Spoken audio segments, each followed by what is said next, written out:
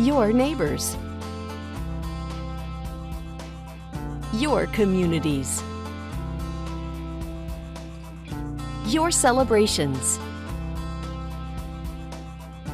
This is Gulf Coast Good News, WLOX's weekly look at what makes South Mississippi so special.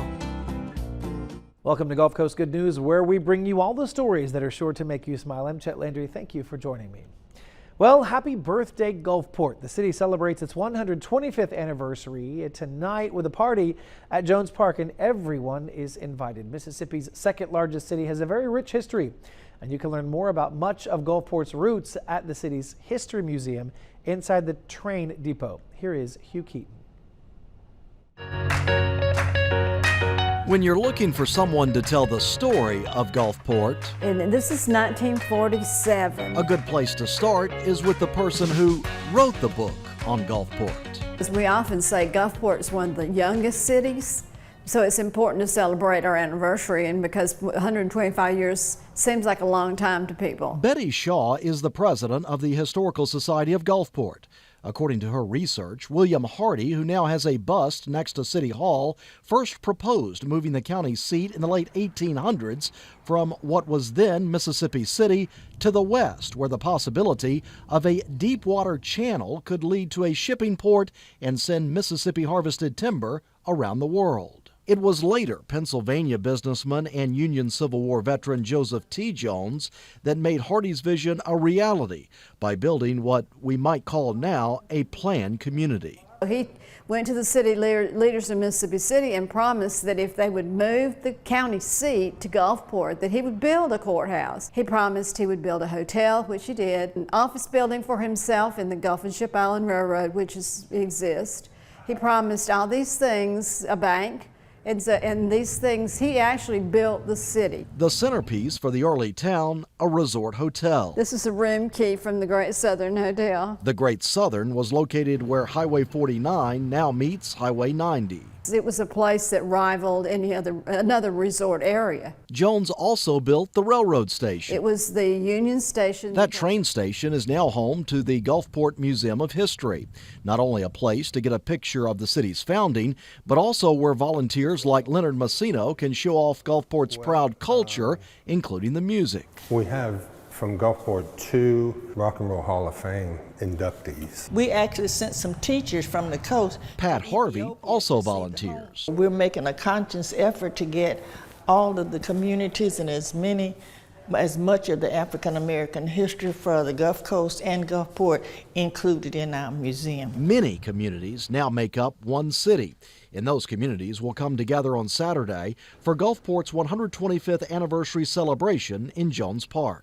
That family reunion type thing, to me, is going to be the most important thing. We're hoping that it's going to be a community builder, because they're going to have different areas of Gulfport all going to come together representing each of the neighborhoods. We think of the other towns like Biloxi as being a melting pot, but Gulfport was a melting pot.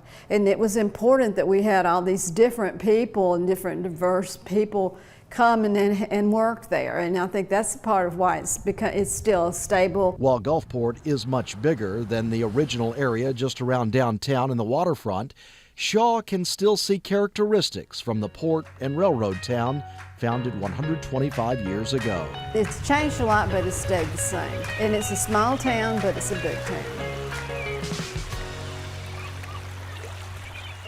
Well, many of you probably have your shopping lists, and in a few hours you'll head out and take advantage of Mississippi's tax-free holiday. Here's Lauren Martinez with what you need to know before you reach the checkout line.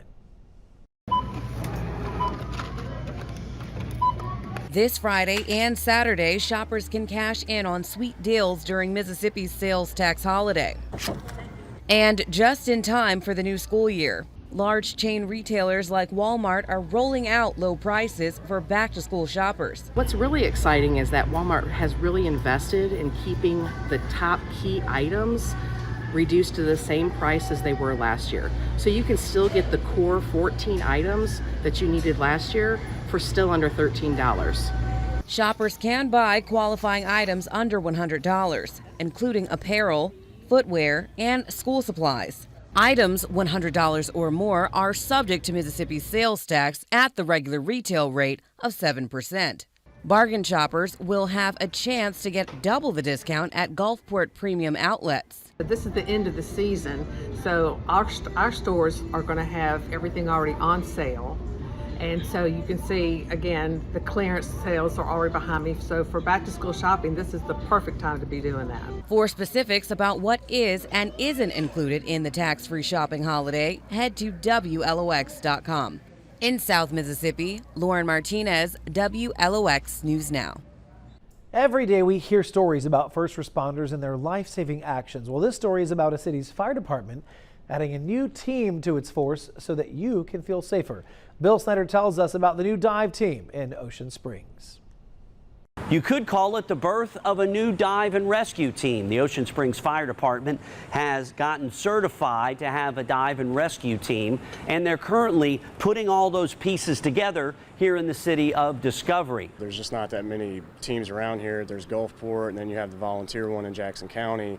And with all these waterways and all the storms that we have, we just thought it'd be a pretty pertinent thing to get a dive team. Right now they have about 5 members. They've got 2 boats, a skiff and a bigger boat. They've got this refurbished trailer and they've got equipment. What they say they want to get down the road is more members, some more state-of-the-art equipment for those dives in the areas around Ocean Springs where visibility is nearly nil, much like it is if they're going into a burning building, and continue that training and potentially work with some of the other dive teams here on the coast. In Ocean Springs, Bill Snyder, WLOX News Now.